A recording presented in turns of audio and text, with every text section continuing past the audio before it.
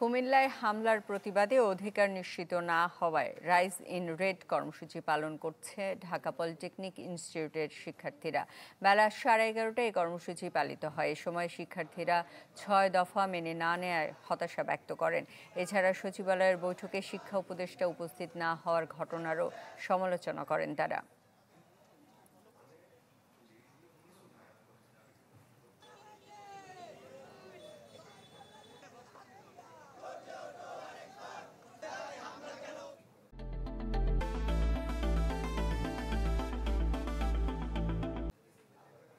এদিকে গাজীপুরের শিববাড়ি মোড়ে মহাসমাবেশ করে পলিটেকনিকের শিক্ষার্থীরা। আরও জানাতে যোগ দিচ্ছেন রফিকুল ইসলাম খান।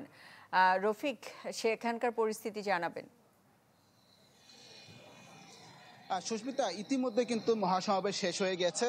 দুপুর 11:30টার সময় আমি যে স্থানটিতে মূলত দাঁড়িয়ে রয়েছি, শিববাড়ি মোড়, এই স্থানে শিক্ষার্থীরা মহাসমাবেশ করে। তারা মূলত সকাল থেকে ঢাকা প্রকৌশল ও প্রযুক্তি বিশ্ববিদ্যালয় ডুয়েটের সামনে মূলত সকাল থেকে বিভিন্ন শিক্ষা প্রতিষ্ঠানের শিক্ষার্থীরা এসে জড়ো হয়। সেখান থেকে মিছিল সহকারে শিববাড়ি মোড়ে এসে তারা সমাবেশ করে।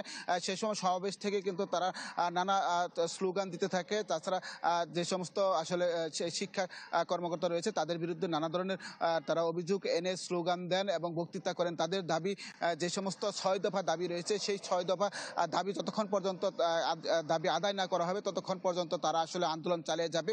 যদিও আজকের কর্মসূচি কিন্তু এখানে সমাপ্তি ঘোষণা করেছে এবং কেন্দ্রীয় সিদ্ধান্ত আসার পরবর্তীতে তারা কিন্তু আবার সেই অনুযায়ী তাদের আন্দোলন চালিয়ে যাবে, সেটি তারা জানিয়েছেন এবং এখানে বক্তৃতা দিয়েছেন। তো আমরা যেটি দেখেছি, বিপুল সংখ্যক শিক্ষার্থী কিন্তু এখানে উপস্থিত হয়েছিলেন। তারা সমাবেশে যোগ দিয়েছেন এবং যোগ দিয়ে তারা তাদের যে 6 দফা দাবি, সে দাবি আদায়ের লক্ষ্যে তারা স্লোগান দিয়েছে এবং কথা বলেছে।